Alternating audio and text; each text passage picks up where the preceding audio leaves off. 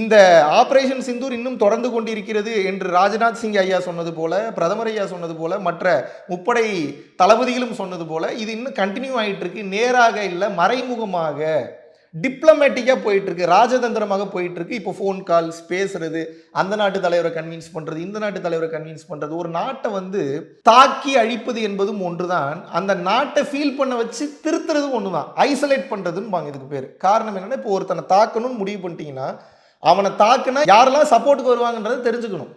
தெரிஞ்சுக்கிட்டு என்ன பண்ணணும், சப்போர்ட்டுக்கு வரவங்களையெல்லாம் ஒவ்வொருத்தராக நீங்கள் ஆஃப் பண்ணிட்டீங்கன்னா, அவன் என்ன தப்பு பண்ணான்றதை எல்லாருக்கும் புரிய வச்சிட்டிங்கன்னா, அவன் பண்ண தப்பை அவன் உணரட்டும் அப்படின்றதுக்காக இவங்கெல்லாம் கொஞ்சம் அமைதி காப்பாங்க. இவனை அழிப்பதற்காக இல்லை, இவனை திருத்துவதற்காக.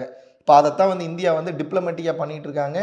இந்தியாவில் இருக்கக்கூடிய பெரும்பாலான எம்பிக்கள், மெம்பர் ஆஃப் பார்லிமெண்ட்ஸ் வந்து பார்த்தீங்க அப்படின்னா, இன்க்ளூடிங் காங்கிரஸ் எம்பிஸ், இன்க்ளூடிங் பல எம்பிஸ், திமுகவில் இருக்கக்கூடிய எம்பி, மற்ற எம்பிக்கள் எல்லாருமே வந்து பார்த்தீங்கன்னா, இந்தியாவுக்கு என்ன நடந்தது, பாகிஸ்தான் என்ன பண்ணிட்டு இருந்தது இத்தனை வருட காலமாக, பலுச்சிஸ்தான் இப்போ தன்னை வந்து தனி நாடா வந்து அறிவிச்சிட்டாங்க.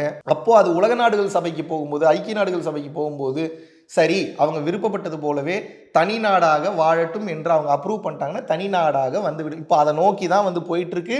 ஸோ இவங்க தனி நாடாக அறிவிச்சது தான் முதல் ஸ்டெப்பு. அதுக்கு தகுந்தாற் போல இந்தியா வந்து எப்படி பங்களாதேஷுக்கு வந்து உதவுச்சோ அது போல இப்போ பலுச்சிஸ்தானுக்கு உதவி கொண்டிருக்கிறது.